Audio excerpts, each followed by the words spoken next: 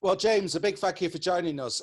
Let's kick things off with how you've kicked off the season. A fantastic start against North Wales. How was your weekend? Yeah, thanks for having me back on. The 2022 season started this weekend. We had our opening fixture against North Wales. It went really well.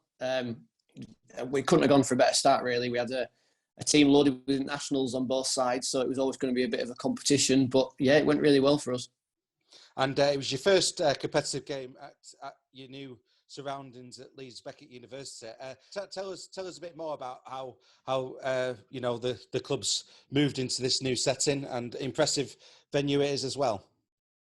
Yeah, it's a massive shift for us as a club. We're going through a bit of a remodelling behind the scenes, and the opportunity to move to Beckett was brilliant. I mean, you've got the world-class facilities there with the university. I mean, we train there with England as well as the women's teams and the men's teams. In fact, England women were there the day we were there, so it was quite a nice crossover. And it's good just to be in Headingley. When you think of Leeds Rhinos, you think of Headingley. So for us to be in the town a mile away from the stadium, it gives us a bit more. You feel like you're more part of that family. But the guys at Beckett have been incredible, and a lot of the staff came to watch the game as well. And I think we've got a few new Wheelchair Rugby League fans as well off the back of that. But yeah, it's all the players and the staff absolutely love it, and it is a new, like a whole new dawn for the team. And obviously, it's early days in your new setting, but there's more connection now with the Leeds Rhinos, isn't there, through the foundation? So, I mean, what's the scope, do you feel, for what happens next with the wheelchair side of the club? Yeah, for me, I want the Leeds Rhinos team on and off the field to pioneer what it takes to be a professional Wheelchair Rugby League outfit. I mean, moving to Beckett, we've instantly got access to things we didn't have. We've got students at the university who can come on board, even things dealing with game statistics, strength and conditioning, nutrition. We've suddenly got access to all that we didn't have before.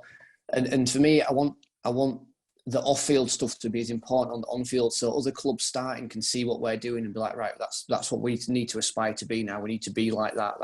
That's going to be the gold standard for Wheelchair Rugby League clubs. That's my aim in the long run. Because that's the thing, isn't it? On the pitch last season was absolutely incredible. I think I'm safe in saying that.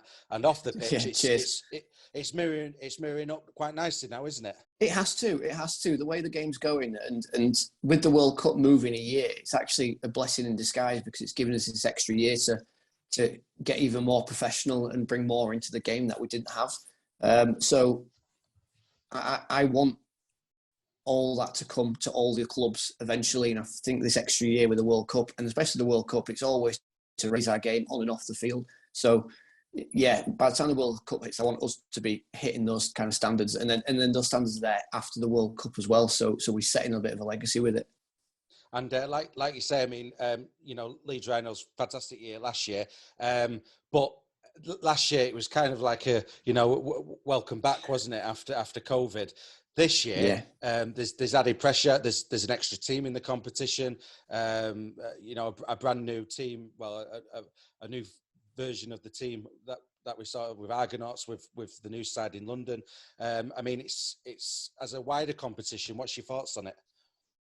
I love it. I love where the game's at now, and even though there's one new team into the competition, some of the other teams have had a bit of, as well as there's a bit of tinkering behind the scenes. So Wigan have started aside, and a big chunk of that comes from what was Leyland last year. So that Wigan side is going to be a strong side this year, and it's good having that Wigan name, the Wigan Warriors, a rugby league name around the world known back in the game. Warrington Wolves have joined the Super League this year, so that's another Super League affiliated team. And I'm a big fan of having this southern team, the super team of the Roosters, the London Roosters, because you need a capital city team, especially from the south. It needs somewhere that's going to draw those players in, and having London in the title will get people more interested, and those players will see, I can play for London here, I can play for the capital city. So I'm hoping that reaches far and wide to other wheelchair athletes from other sports, and I love it. I love where it's going, and the format this year is really exciting. Playing everyone once, a bit like the women's were last year, and then switching into like a playoff system. So it's that every game matters. You've got to make that top four to go into the next round of the competition. So we're one game into the competition. I mean, what's your thoughts on is it possible to do what you did last year as a side? I mean, it was quite phenomenal. It'd be something to do it all over again. Yeah, this is the tricky bit, isn't it? Getting the treble wasn't the easy bit. It was hard, but it's the easy bit when it comes to backing it up, because you've suddenly got a target on your back.